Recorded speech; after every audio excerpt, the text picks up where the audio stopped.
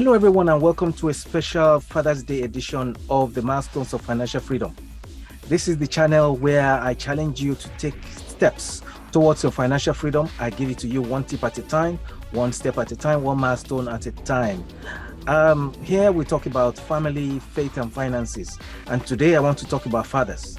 Oh, by the way, happy Father's Day to all you fathers and father figures out there. May God bless you for the good work you are doing in shaping the next generation for Him.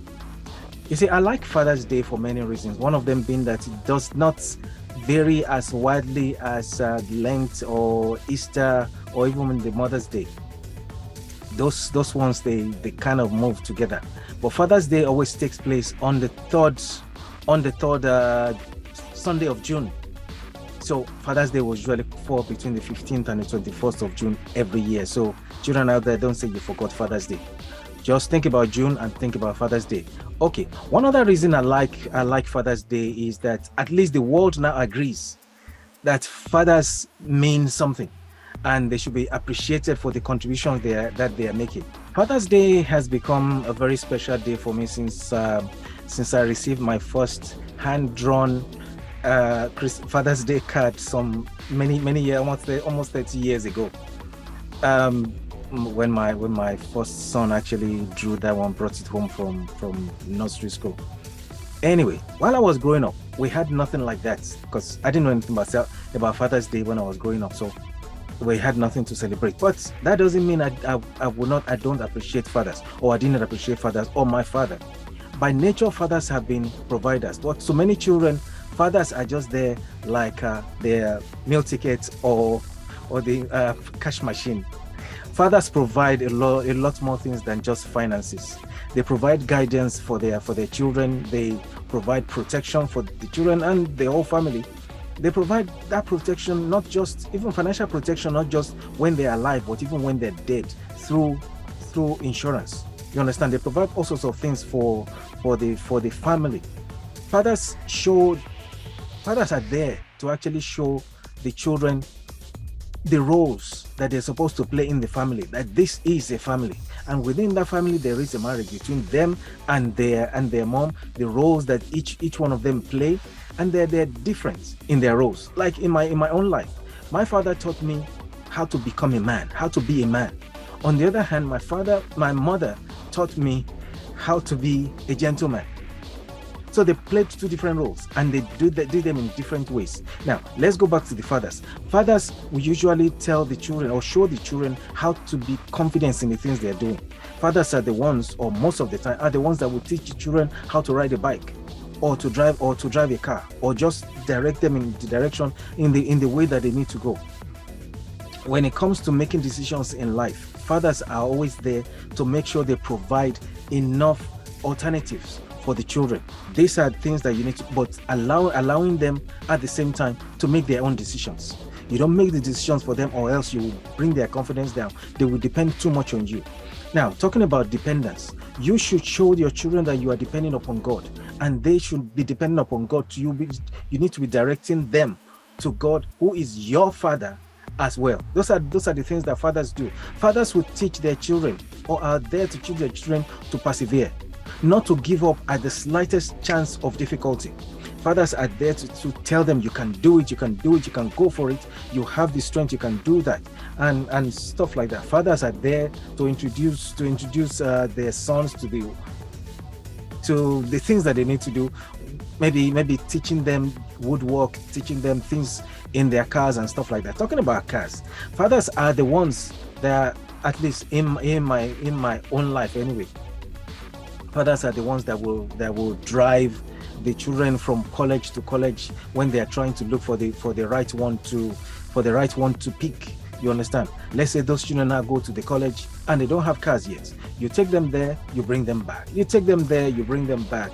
It's not that you enjoy it that much, but that's part of the things that you need to do. And you just need, and those drives to and fro, those 2-hour, 3-hour drives, you can actually use them as bonding avenues, so to speak.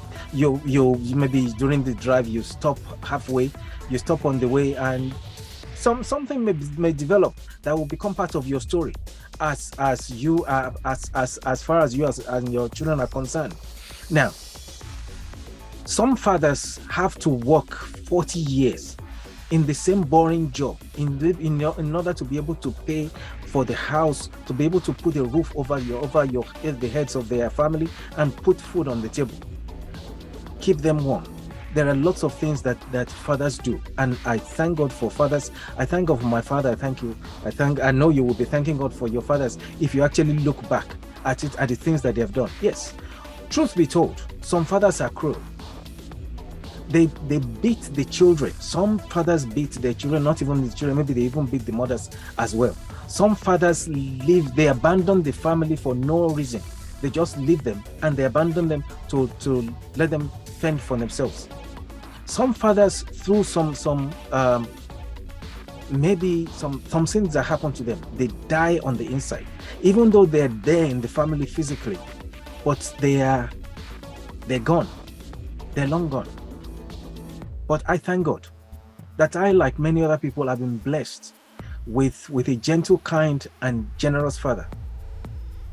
My relationship with my father was a good one, and I appreciate everything that my father did for me. In thinking about my father many years ago, I actually wrote a book called Financial Legacy: 8 Lessons My Father Taught Me About Money. Now, I talk about money because that is the direction where my life is now. Because for many years, I have been teaching individuals and finances on how to get out of debt, how to live debt-free, how to be able to manage their money without having to borrow anything, how to leave a legacy for their family. You understand? So it's from that direction that I wrote the book. When it comes to money, we all have influences. We are all we're all functional byproducts of all the people that have had influence upon our lives. We are byproducts of the influence of the relationship that we've had with our parents and with our friends, our teachers, our colleagues at work. Everybody has some kind of influence upon you. But you know what? Children catch more of the things that you do than what you actually teach. So it's like more is caught than is taught. While I was writing this book, I had to dig deep into my memory bank, and I used one of my sisters as my sounding board to be able to check all the facts that I was actually putting out there in the book. I wrote several things that my father taught us about money. Us. Not that he just sat me down and taught me. But when I wrote the book, one thing that jumped out at me was the fact that on my 13th birthday, my father told me a story. It was a story about a wise man living in a village that some youth were trying to prove wrong. They said he was the wisest man in that village, and they wanted to prove him wrong. So they went to this man. One of the youth held a bird in his hand and said, "Wise man, can you tell us if this bird is dead or alive?" The man looked at him and said, "All in all, it's in your hands." The youth, they looked at him, is like wondering what he meant. He said, "If I tell you that bird is dead, you will open your hand and let it fly away. If I say that the bird is alive, you will squeeze it in your hand and it will die. So all in all is in your hand. So the decision depends on you. That bird is whatever you say it is." And that was the story that my father told me that day. Incidentally, that same story was told to us by our principal in the secondary school at that time, a few months after that, maybe weeks or so after that. So I still have the story up there. And what does that mean? Why did my father tell me the story? He said he wanted me to make decisions. He wanted me to make decisions early. What do I really want out of life? If what I want is just to work just like everybody else is working, I might as well just start it from that day onwards. But he wanted me to make decisions, so I will work towards that decisions to make them happen, to make them come to pass. Apart from that, there are lots of things I put in the book, and it's like some other things like doing what we love. He wanted us to follow our passions, not just follow it, but those things should be able to feed you. You understand? Okay. He taught us how to save purposefully and avoid debt like a plague, how to survive financially and to have sufficient protection here and there. Protection, I mean like insurance and stuff like that, writing a will and things. Those were the things that he inculcated in us. He taught us how to understand the risks and rewards. So if you are going into any kind of investment, what you need to invest first, invest your time before you invest your money. My father never liked anything like gambling, so he taught us not to depend upon luck. And one other thing that I knew about him, he always said, you cannot do anything by yourself, everything by yourself. You need the help of other people, so don't treat people anyhow. And one other thing I knew about my father was the man was generous. Even my mother too. See, these are just some of the things that my father taught us. So I try to put some of them in the book. If you want to see, you can actually get this book.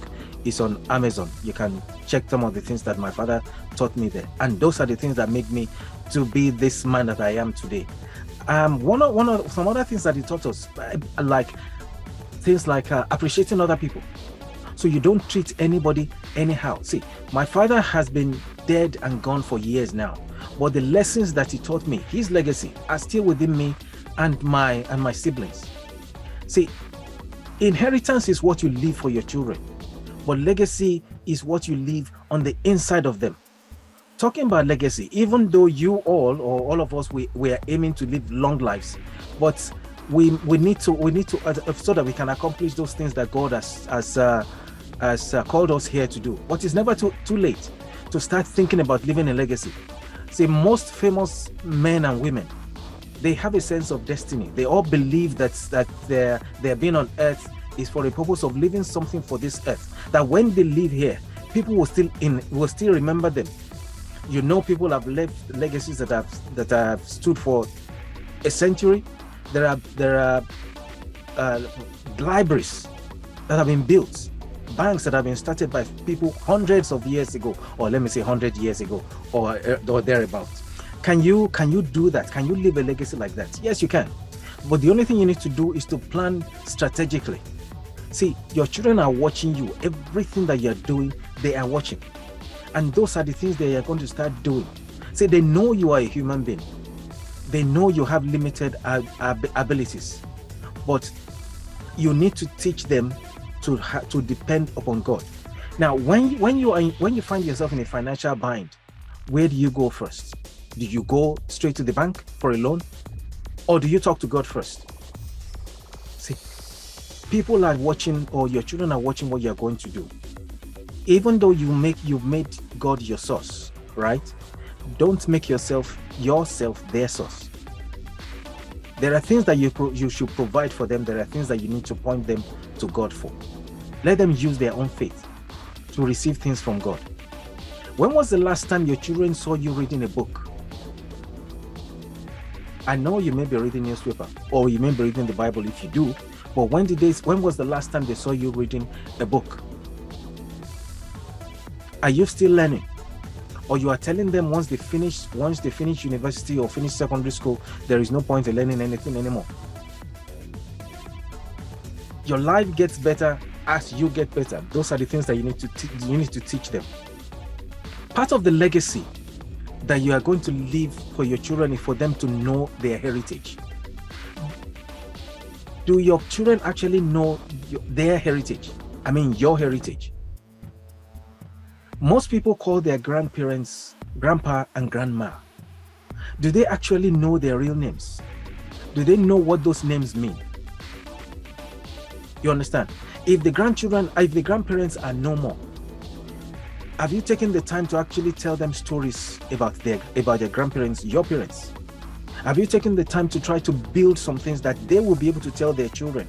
That's the heritage I'm talking about. Now, these things may seem trivial, but they're the legacy and good tradition you're going to be leaving for them. If you have not developed some tradition in your family, things that your children can point to when they remember daddy, when they remember mommy, you understand, things that they can point to, then you need to start doing that today.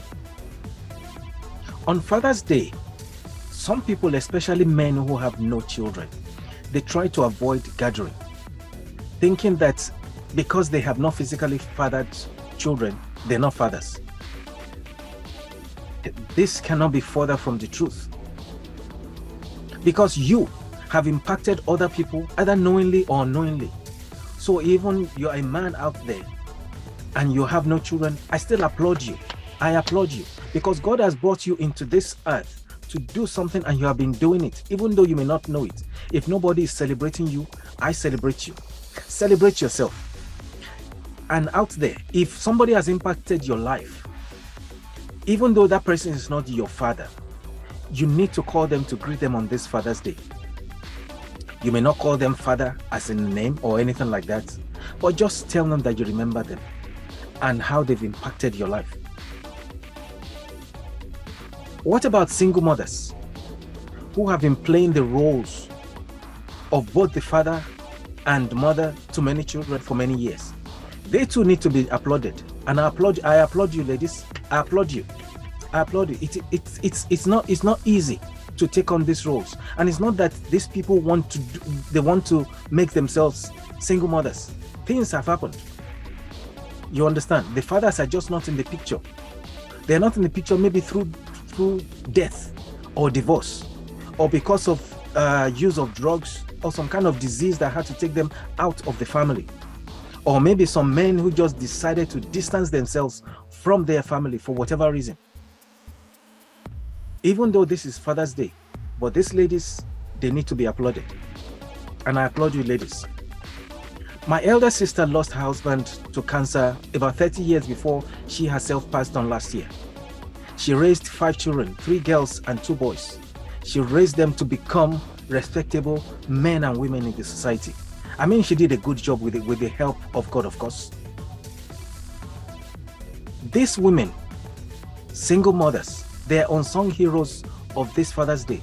So if you have any of them around you, please greet them. Greet them. Say well done. Say thank you. Call them, greet them, tell them that you appreciate them. And if you are a child of one of those women, please do the same. Single fathers, you are not forgotten. May God bless you for the good work that you are doing. Being the mom and dad at the same time. Finally, fathers, I want to say this, that you have a big role to play in your children's lives. This is a role that nobody can play as successfully and as meaningfully as you can. So please don't leave this role to someone else to play. The schools can't do it.